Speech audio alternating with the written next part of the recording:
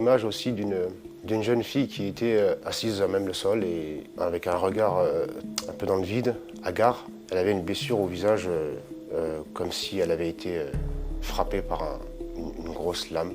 Et là, on comprend rapidement que j'ai juste à voir, en tant que policier, on va dire, un peu averti, on comprend que c'est pas du petit calibre qui fait ça.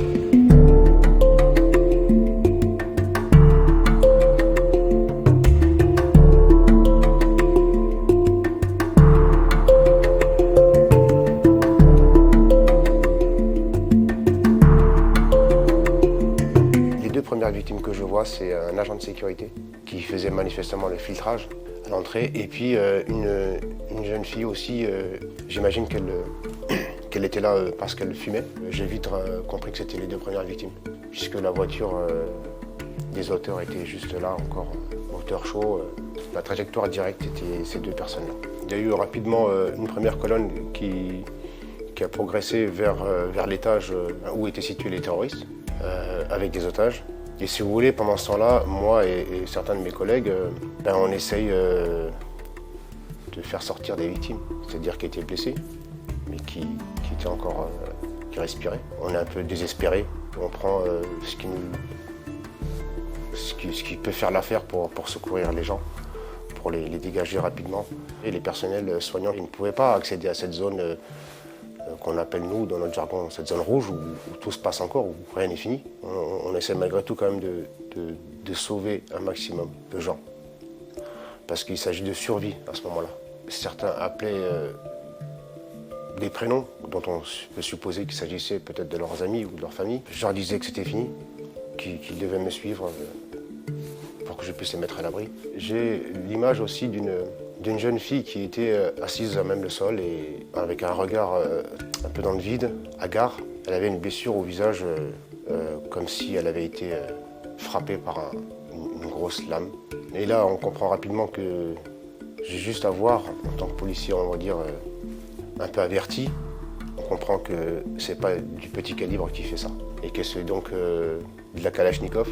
On l'a aidé à se relever, on l'a dirigé vers le poste de secours qui était mis en place par les pompiers de Paris.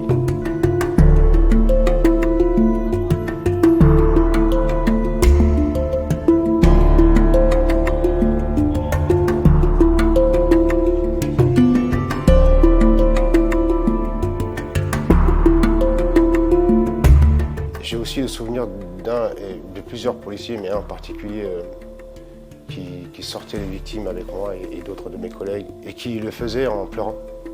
Le pic de stress était tellement intense qu'il ne s'en est pas rendu compte, mais des larmes coulaient de ses yeux. Et c'était à la fois beau, mais à la fois tellement triste. On pense aux victimes et en même temps, on pense aux collègues qui sont plus au contact des terroristes. Et on se dit, mais j'espère que ça va bien se passer. Qu'on va tous s'en sortir, plus ou moins, quoi. Mais forcément, on n'en parle pas aux collègues. On ne dit pas, ah, bah, écoute, allez, bonne chance, bon courage. On ne dit pas ça.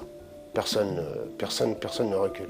Et les collègues ne reculent pas. Il s'agit là, en plus, dans ce genre de situation d'intervention, de sauver des vies, quoi. De gens innocents, quitte à perdre la nôtre.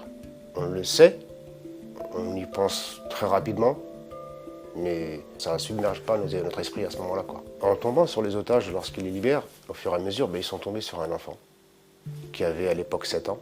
Il me le passe, je le porte, il lui met un casque de pompier sur la tête pour qu'il évite de regarder les scènes horribles entre l'étage et la sortie, et je lui parle en même temps. J'avais qu'une seule hantise, c'est qu'il ne regarde pas le sol.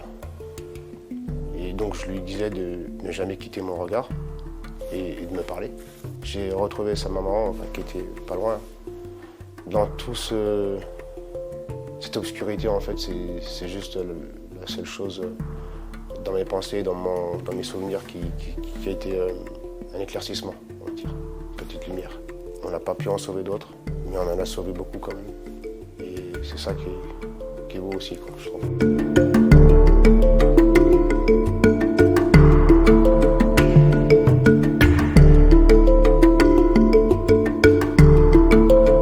Vous savez, chacun a trouvé, je pense, son petit truc pour tourner la page.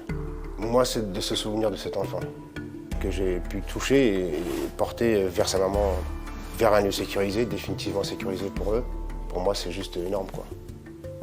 Ma mission, mon métier en fait c'est ça. C'est ça. Moi, je serais satisfait lorsque les familles des victimes le seront. Les victimes attendent une explication, c'est pourquoi.